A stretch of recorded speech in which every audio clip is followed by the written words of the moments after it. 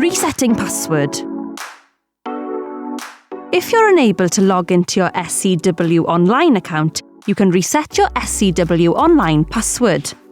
However, if you share an email address with someone else who is using the email address for their SCW Online account, you may not be able to log in and you will not be able to reset the password.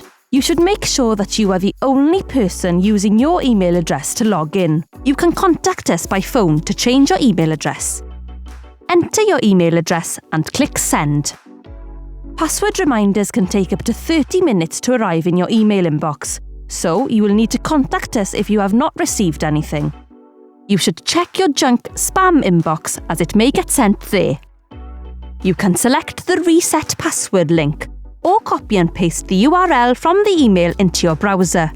Passwords will need to be a minimum of 8 characters.